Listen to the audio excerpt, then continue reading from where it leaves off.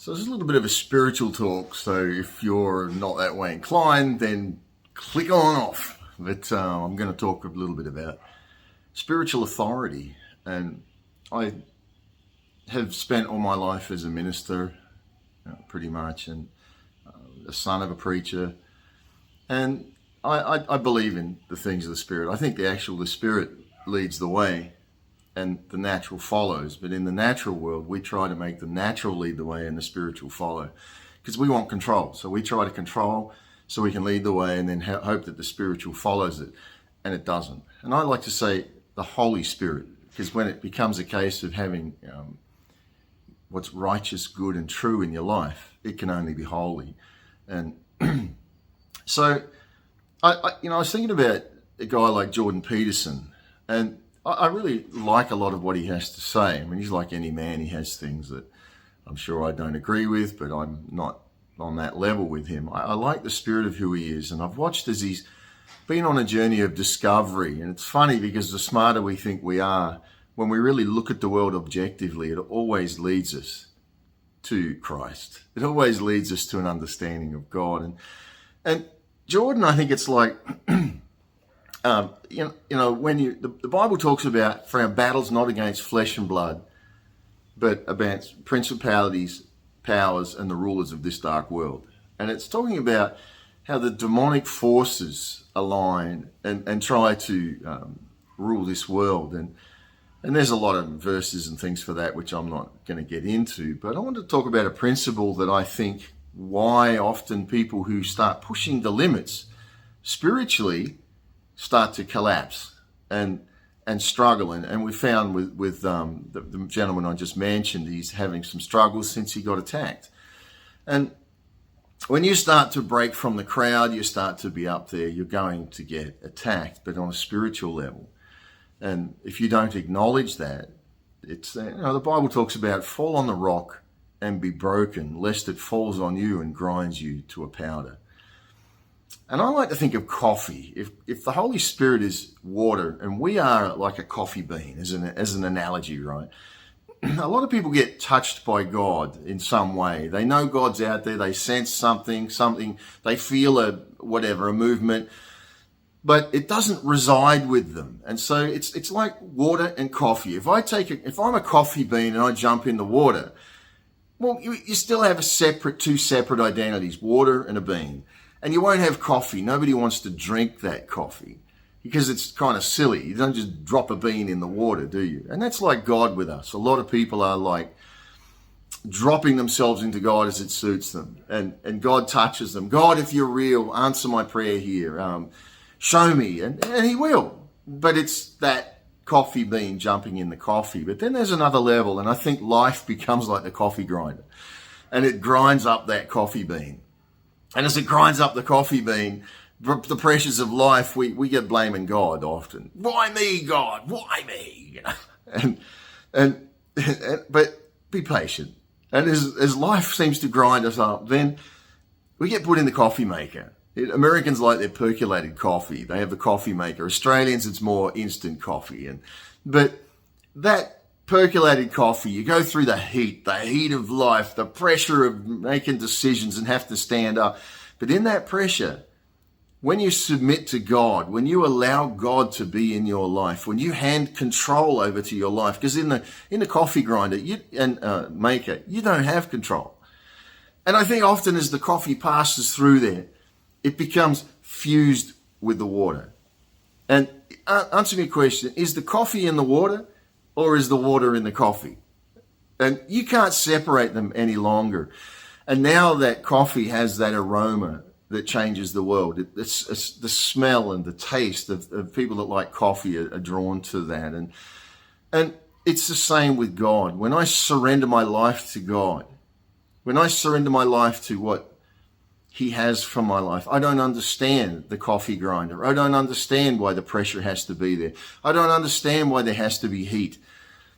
But I do understand that coming out the other side, as I trust the barista, that the coffee's going to be good. When I come out, I'm fused with the Holy Spirit, and there's an authority in my life. And I think a lot of these men and women, but some of the ones I'm referring to that push the boundaries spiritually in this world, they think there's something they must do. It's not what you do that matters. Did you get that? It's not what you do that matters so much as who you are. It's who you are that matters. When you carry the authority, you don't do authority, you are authority. That's a spiritual principle.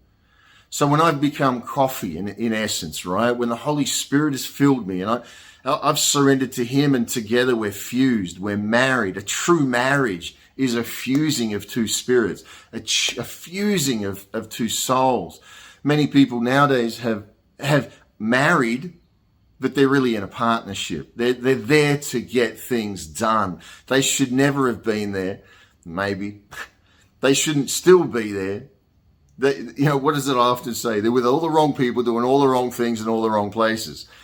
And it's standing up and making a decision of saying, I'm going to surrender my life to the coffee maker, to the barista.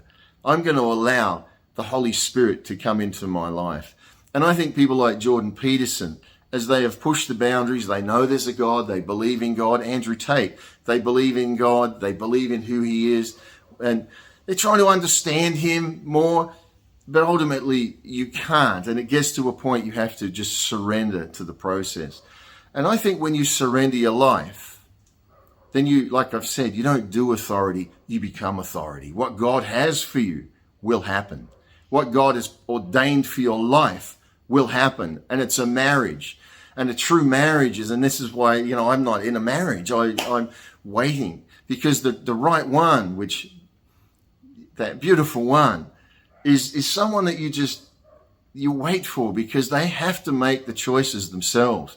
They have to say, you know what, I will surrender to this process. I will surrender to the marriage. I will come, and together we will be fused. Do I understand the logistics of that? Do I understand the daily in and outs of that? No, I don't. But I don't with God either. But as I stand in the authority of God, and I walk in the authority of God, of who he's made me, life happens. That's where things unlock in your life. That's where freedom, life, peace follows you, and fulfillment. But the more we try to fight the process, the more we say, I'm not going into that coffee grinder, I'm going to be a bean. When my marriage 5 years ago now fell apart, I didn't think I'd live through it. I thought it would be the end of my life. I mean, it was so horrible. But now when I look at it, I just thank God of where I am. Now, I'm not putting anybody down by that, but I can see the changes in my life where things have happened in me, and changes have happened in me because I surrendered to the barista of Jesus. And that's what faith is. People say, well, I don't understand. What if he's not real? What if this is... That's why we call it faith. Faith is the assurance of things hoped for, the evidence of things not seen. And sometimes when I don't see things, I believe that right one's there for my life, for instance. I believe I know who she is. What do? I become the best version of who I am while I wait. I go on with life. I do things. Am I out there on the hunt? No. I feel like I know. Does it make sense to my brain? Not at all. Have I been treated right in that? Probably not. Have I treated right? Probably not. It doesn't matter. What matters is surrendering to what's right for your life. So anyway, I want to encourage you this morning that if you haven't surrendered to the process, to what's called God, the barista, that's going to put us through that coffee maker and make life, then have a talk with him. Like I'm just talking. I walk in the mornings. I talk. I walk at nights. I walk whenever the pressure's on. I just talk and say, God, tell him what's going on in my life. I surrender my concerns to him, and I allow him to just flow with me into what the answer is. I let go. I stop trying to control. That right woman that I think's there for my life, I let go. I'm not going to control what she is. If she's right, she'll be here. If she's right, she'll respond in herself. But it's very important that she knows the fullness of God.